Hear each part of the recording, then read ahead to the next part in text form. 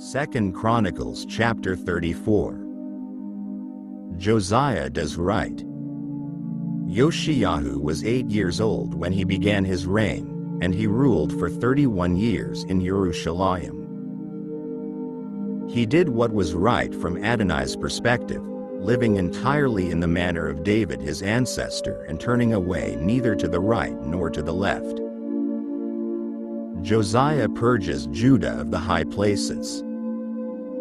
For in the 8th year of his reign, when he was still young, he began seeking after the God of David his father, and in the 12th year, he began cleansing Judah and Jerusalem from the high places, the sacred poles, and the carved and cast metal images.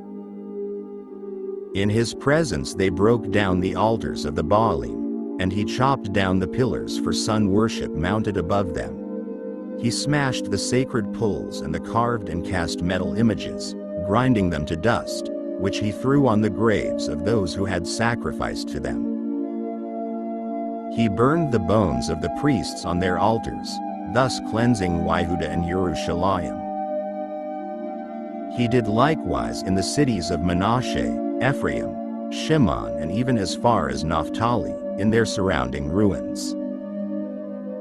He broke down the altars, beat the sacred poles and carved images to powder and chopped down the pillars for sun worship throughout all the land of Israel. Then he returned to Jerusalem, repairing the house of the Lord. In the 18th year of his reign, after he had cleansed the land and the house, he sent Shaphan the son of Atzaliah, Maaseiah the governor of the city, and Joash the son of Joachaz the recorder to repair the house of Adonai his God. They went to Hilkiah the Cohen Haggadol and handed over to him the money that had been brought into the house of God, which the Levim who guarded the doors had collected from Manasseh, Ephraim, the rest of Israel, and all Judah and Benjamin. Then they returned to Jerusalem. They gave it to the supervisors of the work being done in the house of Adonai, and those doing the work in the house of Adonai used it to repair and restore the house. That is, they gave it to the carpenters and construction workers to purchase worked stone, timber for the crossbeams and roof beams for the houses which the kings of Judah had destroyed. The men did the work faithfully. Their supervisors were Yahat and Obadiah, Levim from the descendants of Merari, also Zachariah and Meshullam from the descendants of the Kohatim to give direction, and other Levim, all of whom could accompany singing with musical instruments. They supervised those carrying the loads and everyone doing any kind of work, and there were also Levim who were secretaries, officials, and gatekeepers. Discovery of the Book of the Law.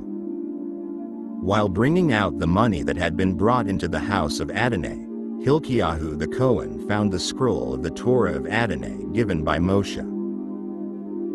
Hilkiah said to Shaphan the secretary, "I have found the scroll of the Torah in the house of Adonai." Hilkiah gave the scroll to Shaphan. Shaphan the secretary brought the scroll to the king. Turning to the king, he gave him this report: "Your servants are doing everything you ordered them to do.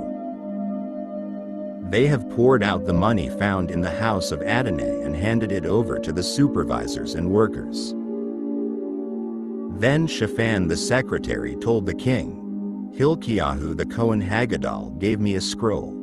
Shaphan read it aloud before the king. After the king had heard what was written in the Torah, he tore his clothes. Then the king issued this order to Hilkiah, Achikam the son of Shaphan, Avdon the son of Micah, Shaphan the secretary, and Asaiah the king's servant. "Go and consult Adonai for me and for the people left in Israel and Judah in regard to what is written in this scroll which has been found. For Adonai must be furious at us, since our ancestors did not observe the word of Adonai and do everything written in this scroll." So Hilkiah and those the king had ordered went to Huldah the prophet, the wife of Shallum the son of Tokat, the son of Hazred, keeper of the wardrobe. She lived in the second quarter of Jerusalem, and spoke with her about this. She told them, Adonai the God of Israel says to tell the man who sent you to me, that Adonai says this, I am going to bring calamity on this place and on its inhabitants, all the curses written in the scroll they read to the king of Yehudah. Because they have abandoned me and offered to other gods, in order to provoke me with everything they do. Therefore my anger is poured out on this place and will not be quenched. But you are to tell the king of Yehudah, who sent you to consult Adonai, that Adonai the God of Israel also says this, in regard to the words you have heard. Because your heart was tender, and you humbled yourself before God when you heard his words against this place and its inhabitants. You humbled yourself before me, tore your clothes and cried before me. I have also heard you, says Adonai. Here, I will gather you to your ancestors.